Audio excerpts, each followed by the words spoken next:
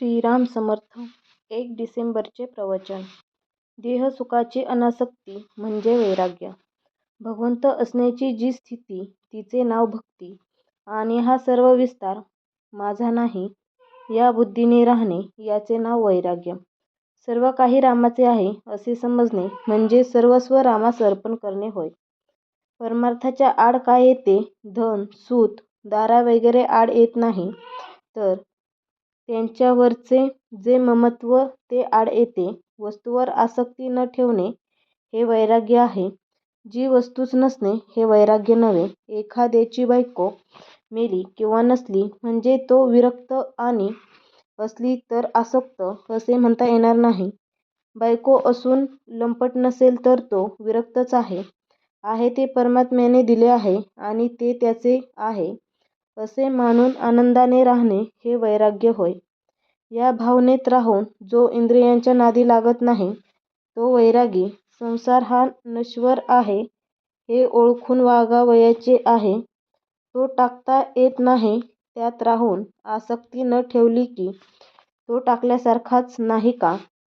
फळाची आशा न करता सत्कार्य करणे हे भक्तीचे लक्षण आहे, आणि कर्तव्याच्या आड येणारी प्रत्येक गोष्ट बाजूला सारणे हे वैराग्याचे लक्षण आहे. आसक्ती न ठेवता कर्तव्याच्या गोष्टी करणे ही तपश्चर्या होय. देहसुखाची अनासक्ती किंवा हवे नकोपण टाकणे म्हणजे वैराग्य. खरोखर विचार करा. प्रपंचात मनासारख्या गोष्टी कुठे मिळतात? त्या मिळणे न मिळणे आपल्या हातातच नसते.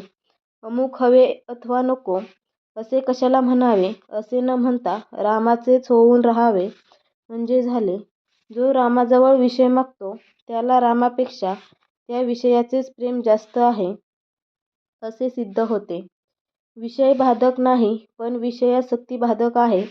भगवंताला प्रसन्न करून घेऊन नाशिवंत वस्तू मागितली तर काय उपयोग? नामावर प्रल्हादाने जशी निष्ठा ठेवली तशी आपण ठेवावी. त्याने नाम श्रद्धेने घेतले आणि निर्विषय होण्याकरिता घेतले. आपण ते विषयासाठी घेऊ नये. जगातले सर्व लोक सुखासाठी प्रयत्न करीत आहेत. शास्त्रांचे पुष्कळ संशोधन होऊन इतकी सुधारणा झाली, त्यामुळे देहसुख पुष्कळ वाढले, पण मानव सुखी झाला नाही. आजारी माणसाचा ताप जोपर्यंत निघत नाही तोपर्यंत त्याचा रोग बरा झाला नाही. त्याचप्रमाणे मानव सुखी झाला नाही तोपर्यंत खरी सुधारणा झाली नाही असे समजावे.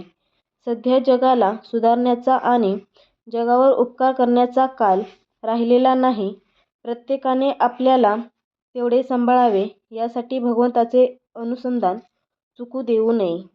मग धोका नाही. सगळ्यांनी असा निश्चय करा की भगवंताच्या नामापुरत्या गोष्टी ऐकायच्या नाहीत.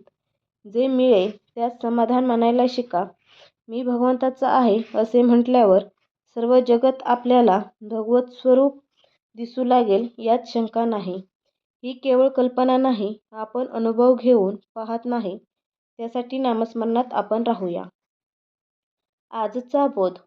जगात भगवंतावाचून सत्य वस्तू नाही. ही ज्याची निष्ठा तोच खरा योगी, ज्ञानी आणि परमार्थी समजावा.